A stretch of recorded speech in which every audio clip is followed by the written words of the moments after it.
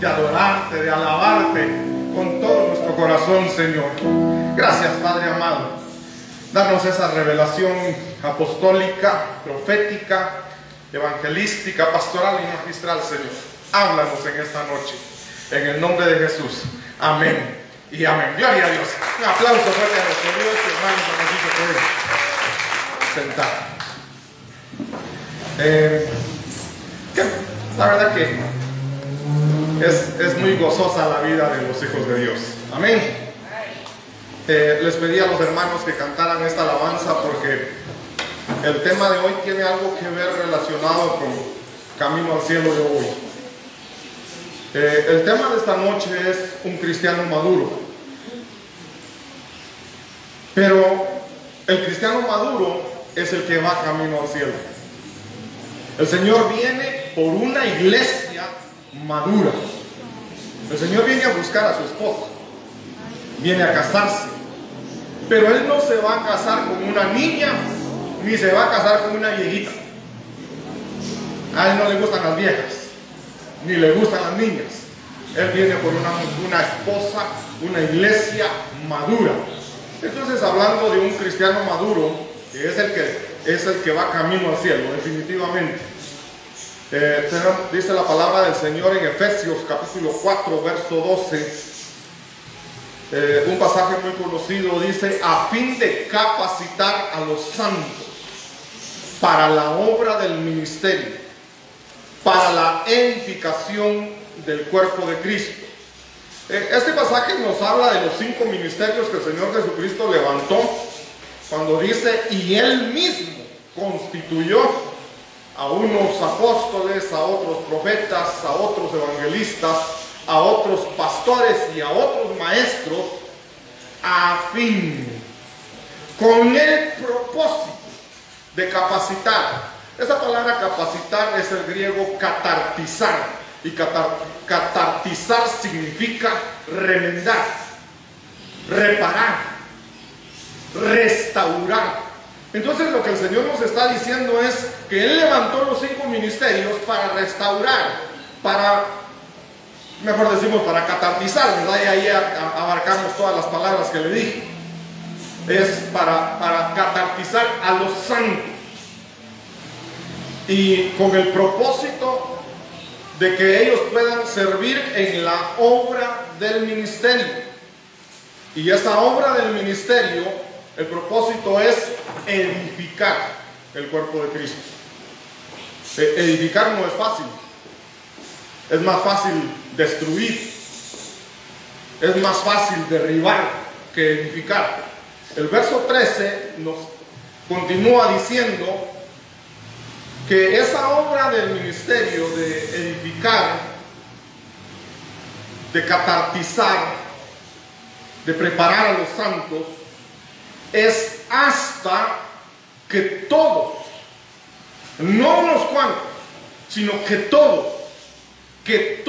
lleguemos, número 1, bueno, ya vimos 2, restaurar y edificar en el verso anterior. Número 3 sería acá. Número 3, hasta que todos lleguemos a la unidad de la fe, que tengamos una sola fe, que creamos en el Señor, hasta que lleguemos al conocimiento pleno del Hijo de Dios, de nuestro Señor Jesucristo. Tenemos que conocerle a Él. No es lo mismo saber de Él que conocerle. Salomón dijo, no fue Salomón, fue la que llegó a visitar a Salomón, la reina del sur.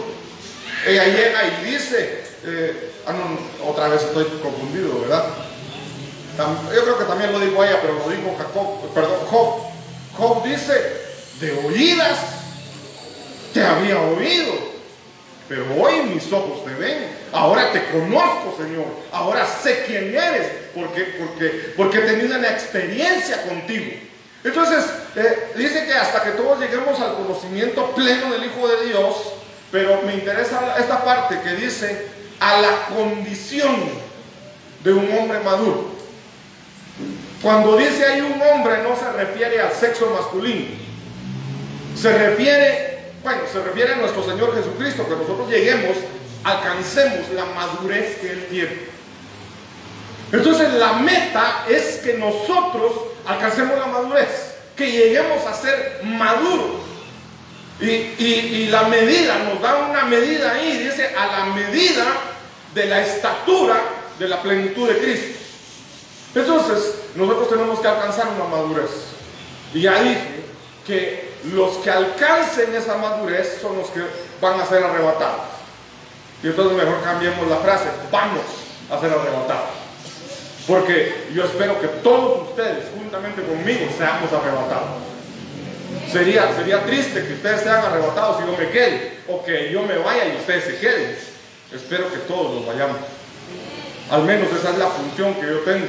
Y nosotros con la pastora, lo dice la palabra y nos lo dijeron antes de ser enviados como pastores. Nos lo dijeron a través de una profecía, que nosotros tenemos que presentarlos a cada uno de ustedes delante del Señor. Tenemos que presentarlos sin mancha, sin arruga. Tenemos que dar cuenta de ustedes. Entonces es un compromiso grande el que tenemos, y ustedes también un compromiso con nosotros. Dice Hebreos que hagan la tarea nuestra más fácil para que juntos podamos irnos. Entonces tenemos que alcanzar la condición de un hombre maduro. Entonces quiero que veamos un ejemplo negativo para empezar, un ejemplo negativo de la madurez. En Números capítulo 11, versos 26 y 27, dice la palabra del Señor.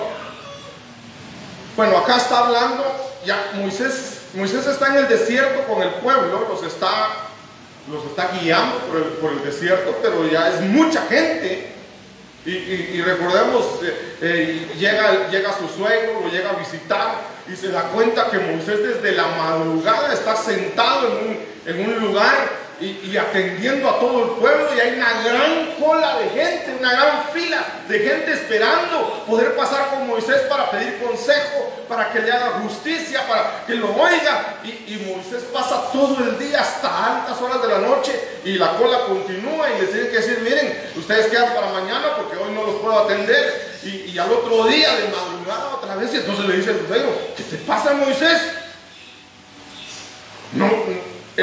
No estás haciendo bien el trabajo y te vas a quemar.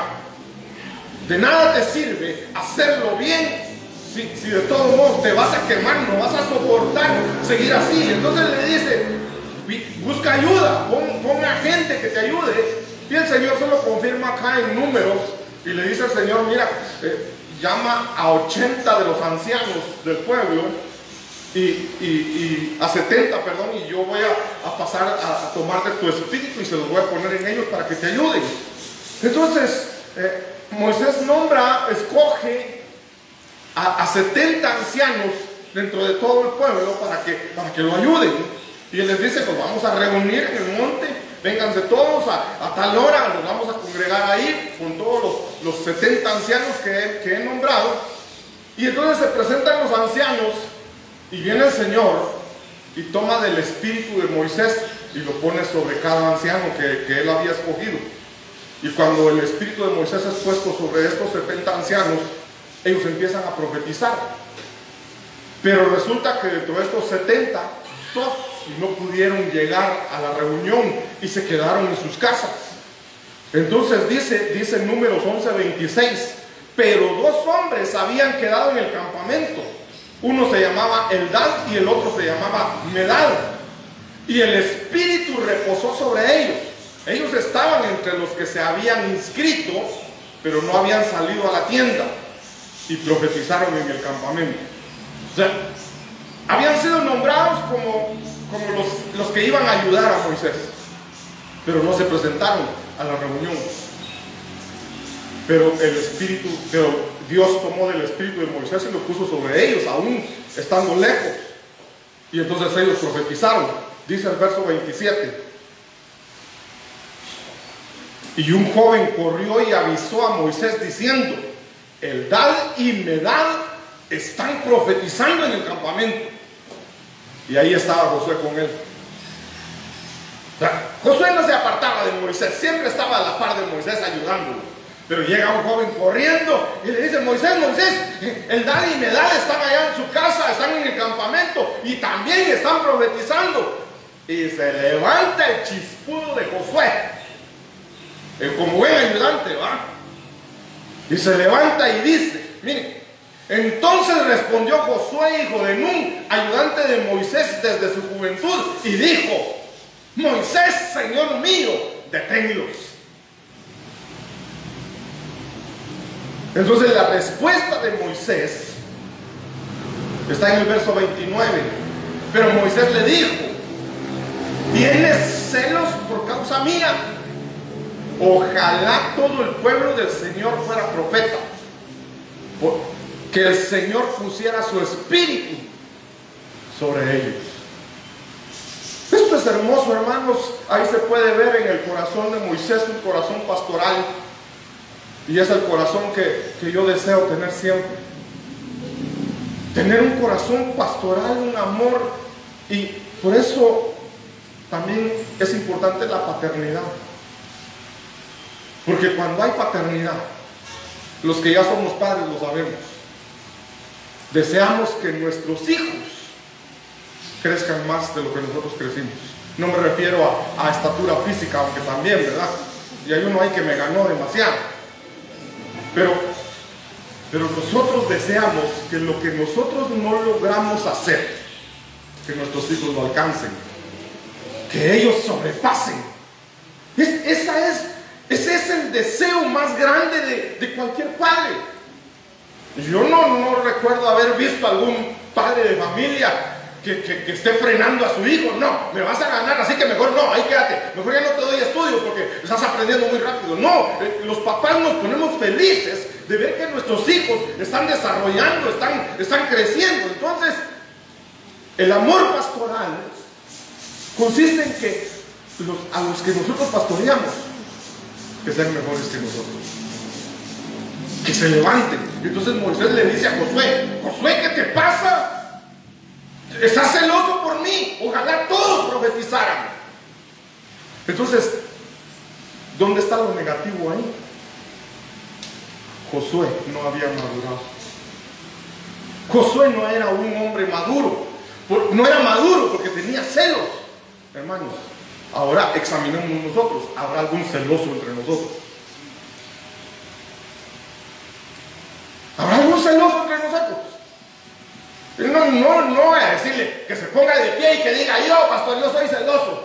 Me cae mal que la hermana fulana y ya profetiza y yo no. No, ¿verdad? Pero puede ser que sí haya.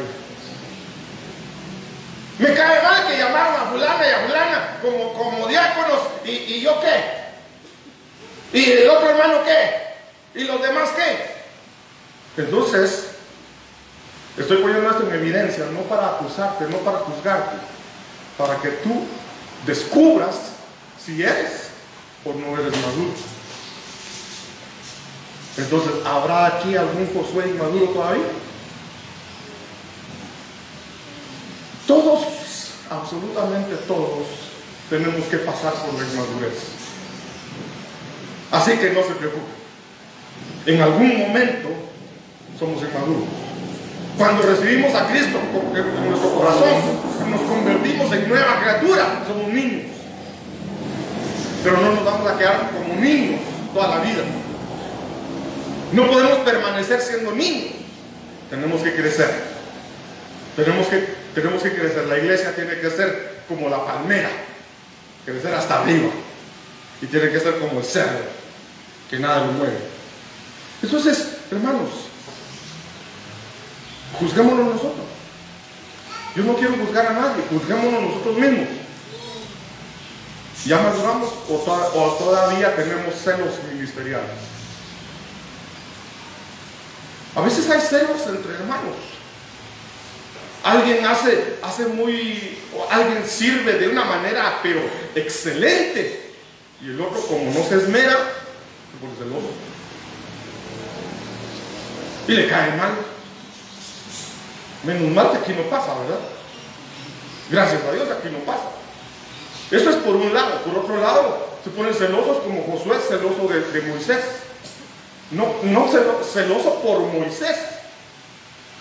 Entonces puede ser que haya algún, miren hermanos, qué rico, qué bonito se siente que lo amen a uno como pastor. Qué bonito.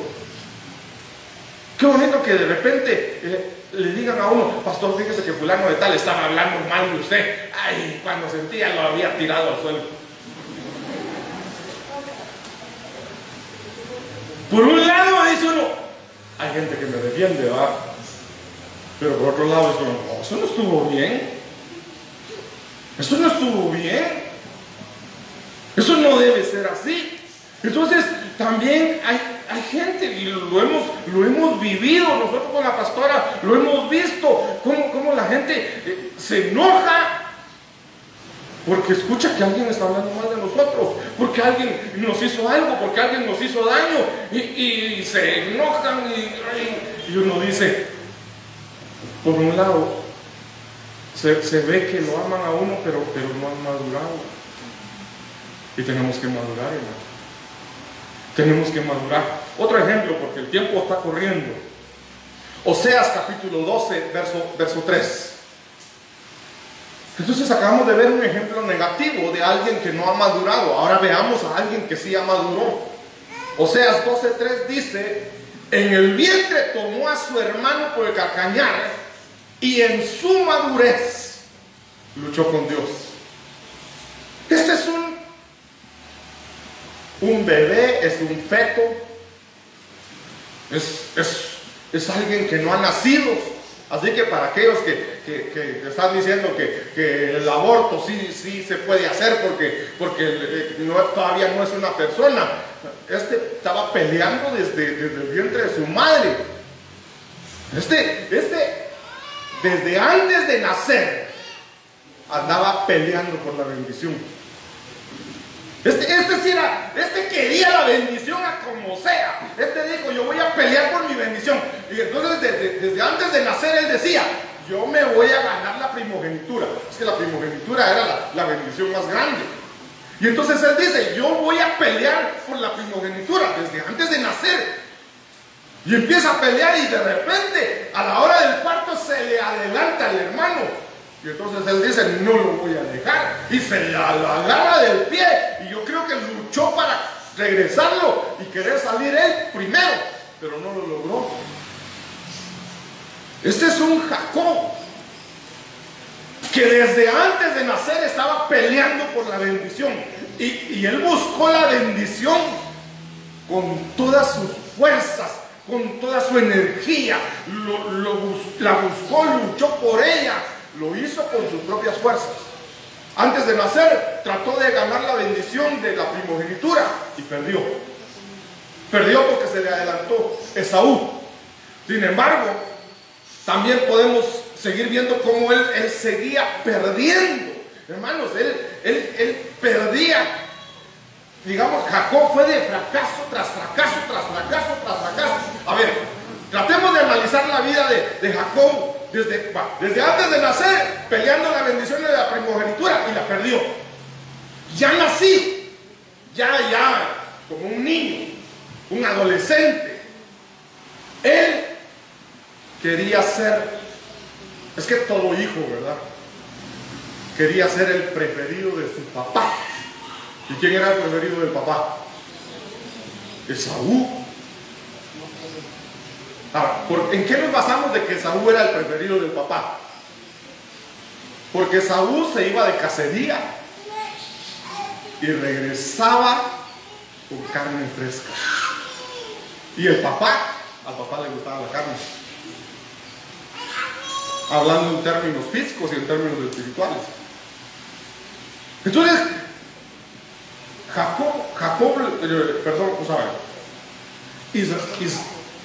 Isaac, el papá de Jacob, sí, Isaac, cuando ya está viejo.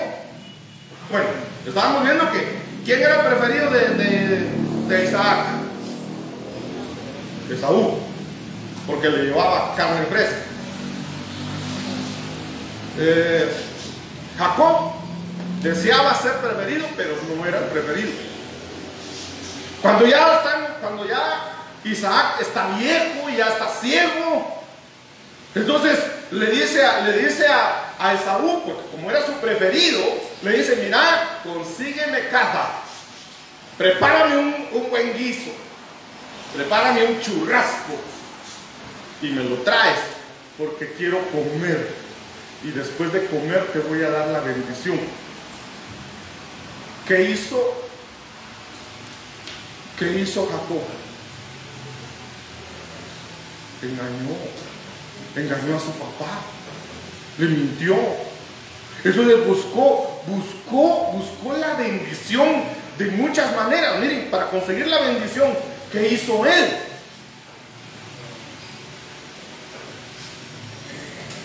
Resulta que le hacen una pregunta en 2 ocasiones, y la pregunta es esta: ¿cómo te llamas?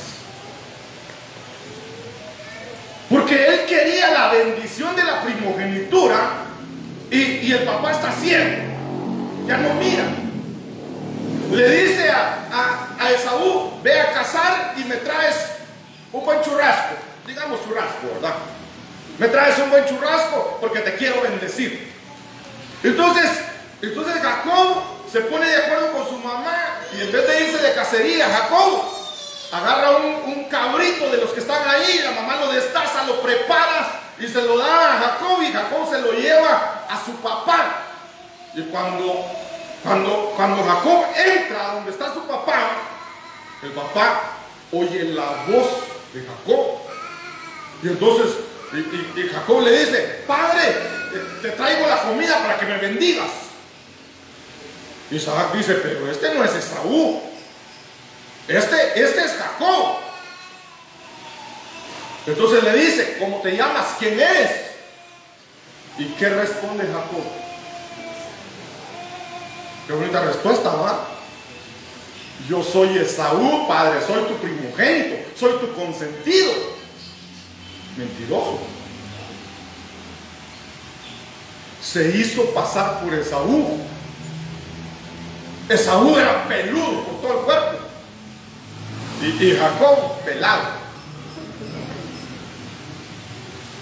Pero es bandido. El cabrito que destazó, agarró la piel del cabrito y se lo puso ahí, se lo enrolló todo acá, y entonces le dice a Jacob: acércate, hijo mío, quiero comprobar si realmente eres Esaú, porque la voz es de Jacob, pero déjame. Y entonces se acerca a Jacob, y Isaac lo toca. Ah, sí, estás peludo, mijo. Y lo huele, olor a cabrito. Entonces le dice Isaac: escucho la voz de Jacob, pero es el olor de Esaú. Come y lo bendice. Se robó la bendición con mentiras. Y pasa mucho tiempo, pasan muchos años. ¿Y qué sucede después?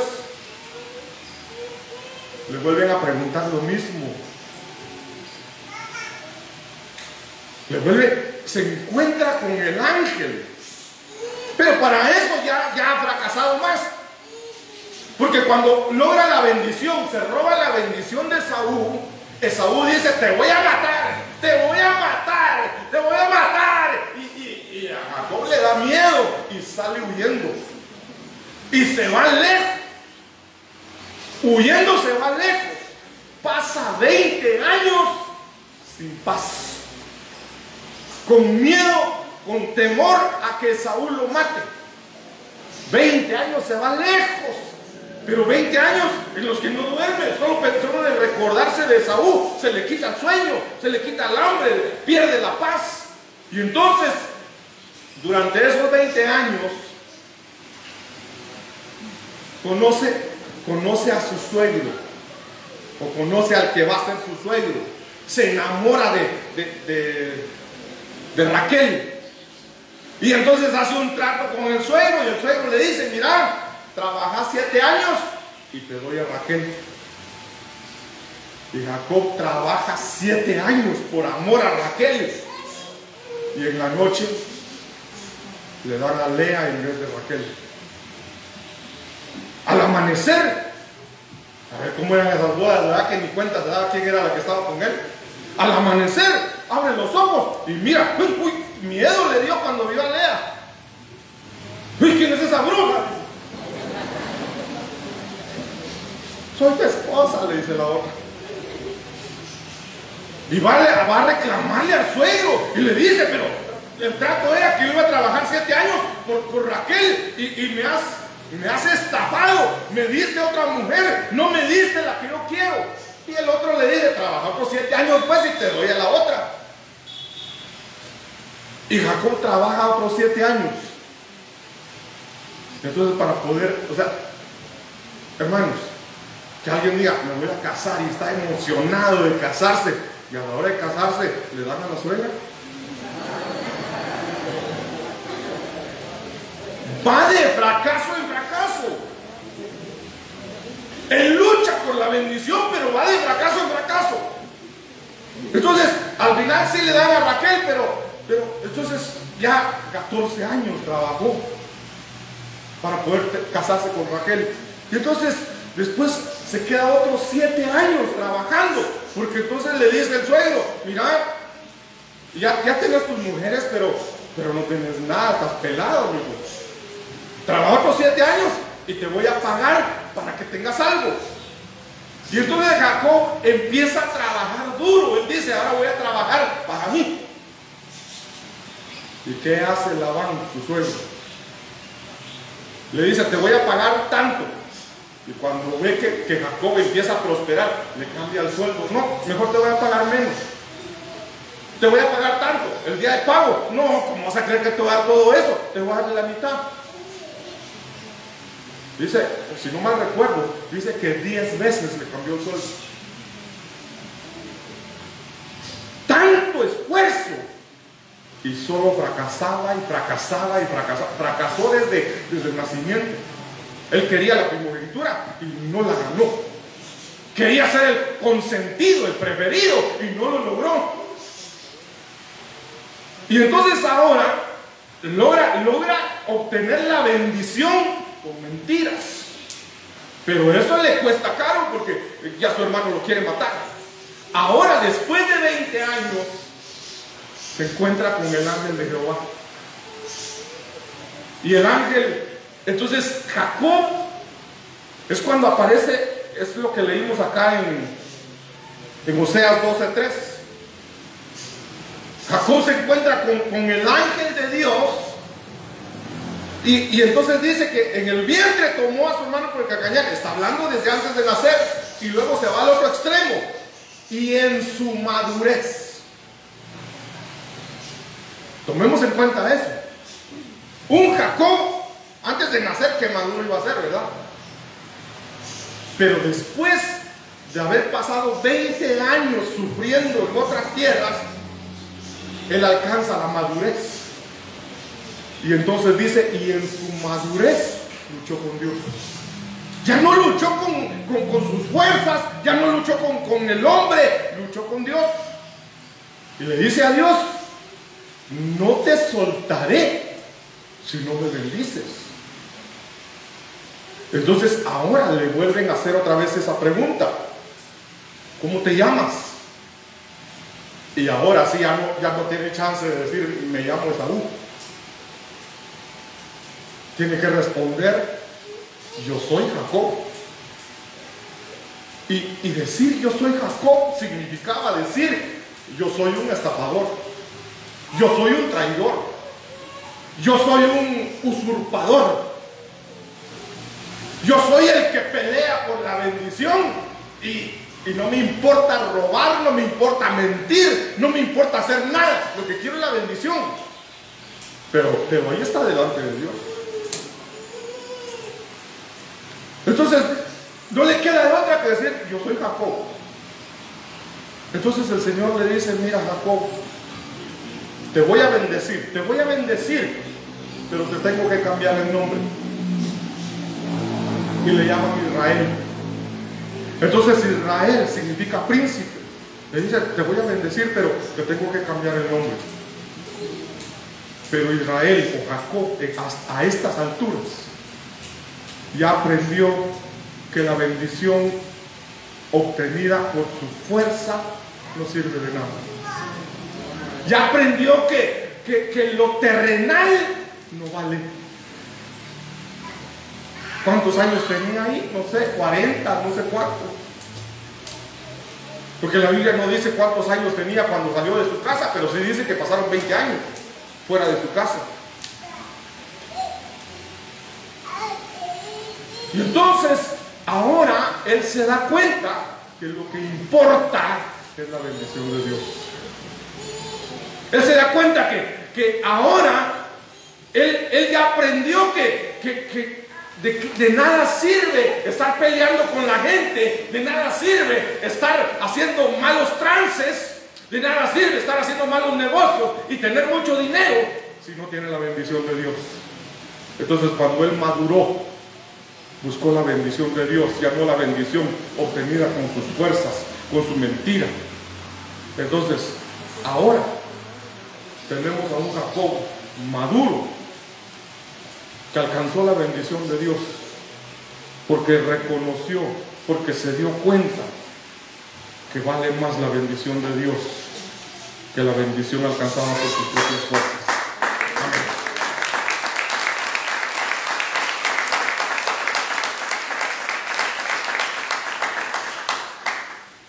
Cuando él habla con el ángel, se da cuenta que lo más importante es humillarse. Ahora él dice, ya no puedo estar mintiendo, ya no puedo seguir siendo un usurpador, un mentiroso. Ahora se humilla. Entonces ahora quiero que veamos otro ejemplo. En Hebreos capítulo 11, verso 24, encontramos otro ejemplo muy bonito. Acá es Moisés. Dice, por la fe, Moisés, llegado ya a la madurez, rehusó ser llamado hijo de la hija de Faraón. Este Moisés ya alcanzó la madurez, porque dice ahí, Moisés llegado ya a la madurez. Ahí tenía 40 años. Pero este Moisés, él de niño creció en el palacio de Faraón. Él al crecer iba a heredar el trono. Él era el heredero del trono. Él iba a ser rey. Y Moisés tuvo la oportunidad de crecer y de ir a las mejores escuelas, a las mejores universidades, a tener de todo. Es como ver a un niño rico, donde hay un montón de pobres, de esclavos, y él tenía de todo. Entonces él vivió su juventud, su niñez, parte de su edad adulta, la vivió como el hijo del rey, como un gran personaje importante, y tuvo ¿cómo le llamaríamos? Ese privilegio que no cualquiera lo tiene, de que se iba a cualquier lado, lo llevaban, lo escoltaban, quería algo, se lo daban. Él era el hijo del rey, todo lo que quería se lo daban. Pero dice aquí que cuando él alcanzó la madurez, rehusó ser llamado hijo de la hija de Faraón. ¿Qué significaba eso para él en ese momento? Decir, no, yo no soy egipcio, yo soy hebreo. Al decir yo soy hebreo, de su vida de heredero del trono, se pasaba a decir, soy esclavo. Eso solamente alguien que ha alcanzado la madurez puede decir, prefiero ser esclavo que ser hijo del rey. Renuncio a todos mis privilegios, a toda la riqueza, a todo el poder, con tal de ser esclavo. Eso no es normal. La diferencia es que cuando nosotros alcanzamos la madurez, Egipto es el mundo. Entonces Moisés decidió renunciar al mundo para ser llamado hijo de Dios. Entonces, acá, hermanos, eso es tener identidad. Moisés descubrió su identidad. Moisés descubrió que era mejor ser llamado hijo de Dios que hijo del rey. Entonces, hermanos, si tú ya alcanzaste la madurez, entonces vas a renunciar a las cosas del mundo. Aunque las cosas del mundo te den placer, aunque las cosas del mundo te den dinero, aunque las cosas del mundo te den tal vez felicidad momentánea, pero llegas a valorar lo espiritual. Moisés dice, bueno, aquí puedo tener dinero, aquí puedo tener poder, aquí puedo tener fama, aquí todo lo que yo quiero me lo dan, pero esto es momentáneo. Yo quiero una herencia eterna. Entonces, el que alcanzó la madurez puede renunciar a cualquier cosa del mundo por preferir las cosas espirituales. Otro punto, porque si no, nos quedamos en vigilia. Números 16:1. Y se rebeló Coré, hijo de Isaac, hijo de Coat, hijo de Leví, con Datán y Abiram, hijos de Eliab, y On, hijo de Pelet, hijos de Rubén. Estos se rebelaron. Dice el verso 2, número 16:2, y se alzaron contra Moisés junto con algunos de los hijos de Israel, 250 jefes de la congregación, escogidos en la asamblea, hombres de renombre, y se juntaron contra Moisés y Aarón y les dijeron, basta ya de vosotros, porque toda la congregación, todos ellos son santos, y el Señor está en medio de ellos. ¿Por qué entonces os levantáis por encima de la asamblea del Señor? Estos de Coré se levantan en contra de Moisés y Aarón, porque dicen, ¿cómo es eso de que Aarón es el sacerdote? Si también nosotros somos santos, si también en nosotros está el Espíritu de Dios, si también nosotros tenemos dones espirituales, ¿cómo es eso que solo ustedes son los sacerdotes? Entonces dice en Números 17:8, y aconteció que el día siguiente Moisés entró en la tienda del testimonio, y he aquí la vara de Aarón de la casa de Leví había retoñado y echado botones, y había producido flores y almendras maduras. Lo que sucede acá es que Moisés le dice a los que se rebelaron, miren, hagamos una cosa, escojan un jefe de cada tribu y me traen su vara. Hermanos, la vara la vara de aquel entonces era una cosa como esta. La vara para nosotros puede ser cualquier vara, para el pueblo de Israel no. Para el pueblo de Israel la vara era como el DPI nuestro. La vara, en la vara estaba el nombre del dueño de la vara. Y en esa vara, aparte del nombre, aparecían todos sus datos. Hijo de quién era, dónde vivía, toda su genealogía.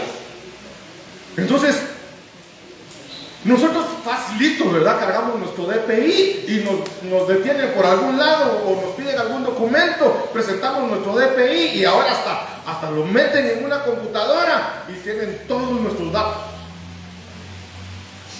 Eso representaba la vara para ellos. Entonces Moisés les dice, cada jefe de cada tribu me va a traer su vara y las vamos a meter aquí en la presencia del Señor. Y ahí van a estar toda la noche. Mañana Dios va a escoger quién es el que ha elegido por sacerdote.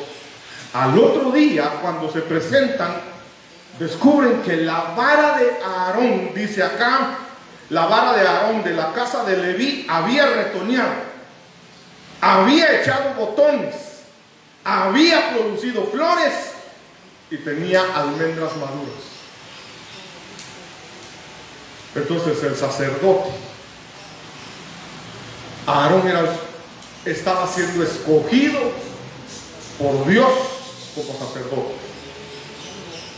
La vara representa también autoridad, una autoridad que no la da ningún título, una autoridad que Dios da.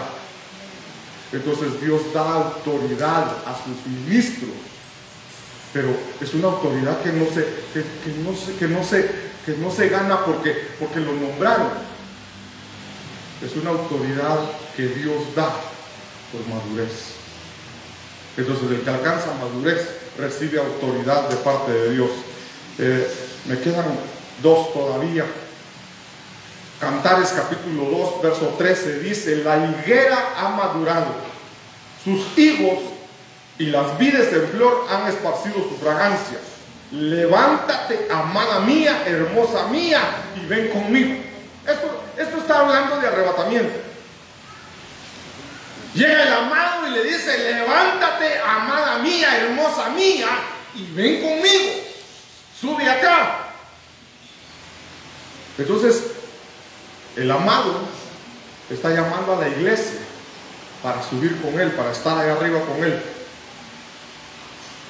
Pero está hablando de que la higuera ha madurado. La higuera representa a Israel. Las vides, aquí dice, y las vides en flor han esparcido su fragancia.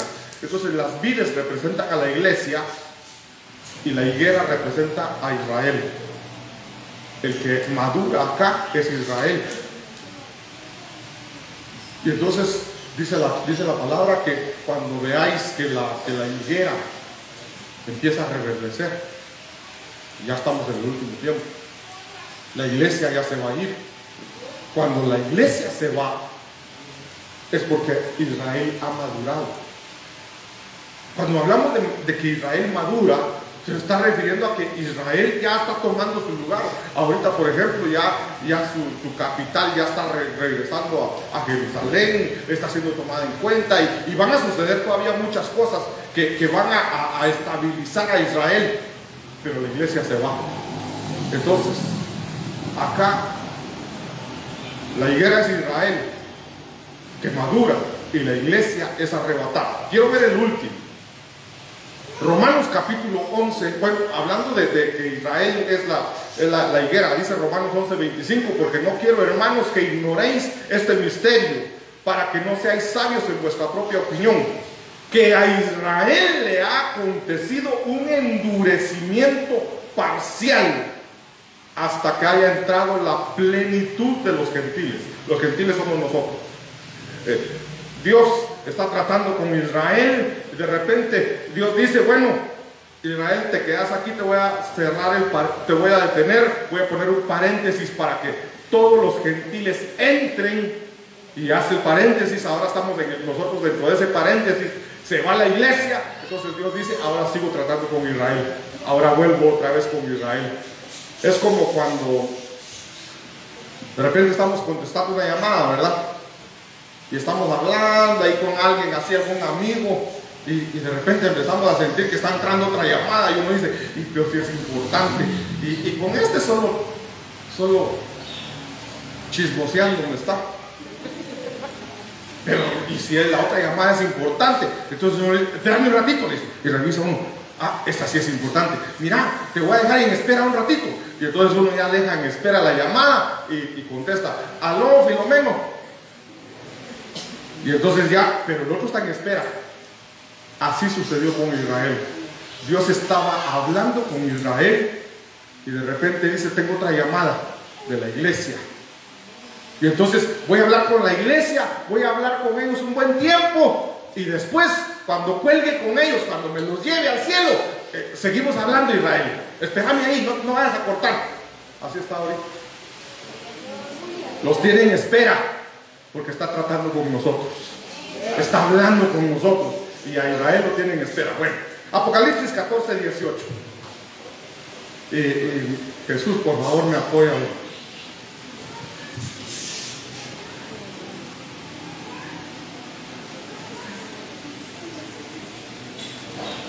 les prometo que no me paso. Apocalipsis 14, 18 dice: y otro ángel, el que tiene poder sobre el fuego, salió del altar y llamó a gran voz al que tenía la hoz afilada, diciéndole: mete tu hoz afilada y vendime a los racimos de la vid de la tierra, porque sus uvas están maduras.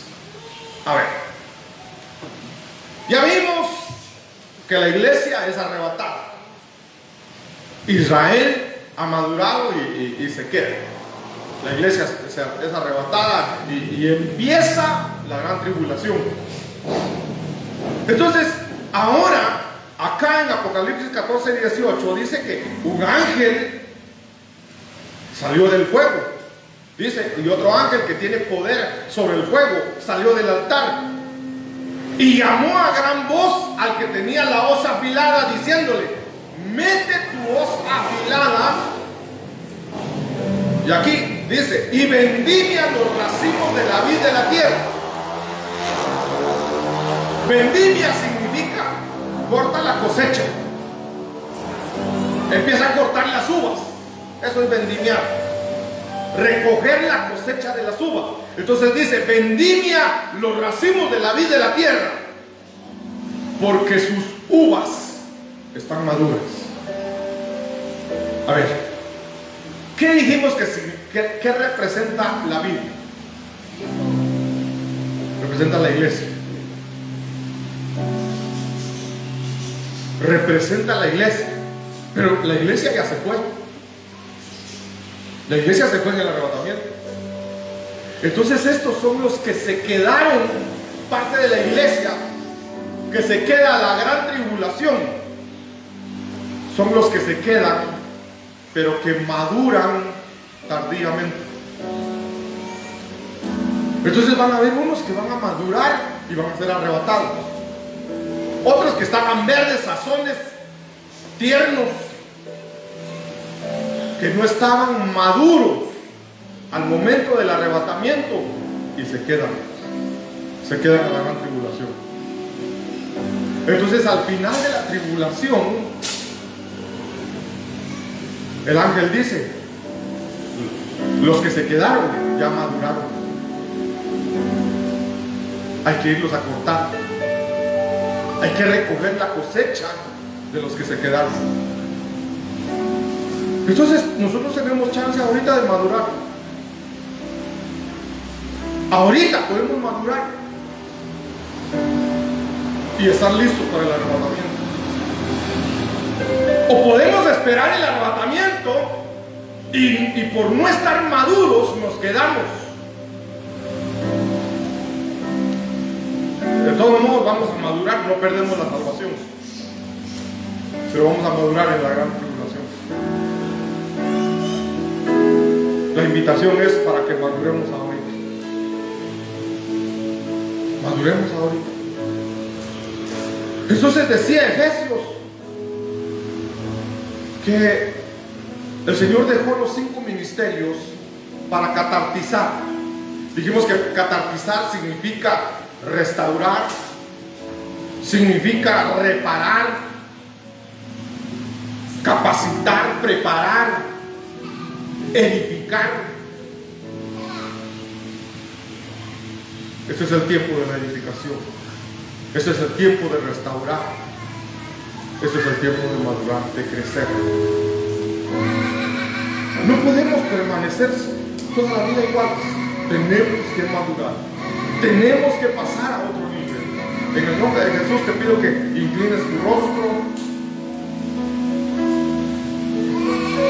y examínate. ¿Eres maduro? ¿Ya maduraste o sigues siendo? ¿Todavía tienes celos? ¿Tienes envidia? Tenemos que madurar. En el nombre de Jesús. Bendito Padre que estás en los cielos, sella esta enseñanza, Señor.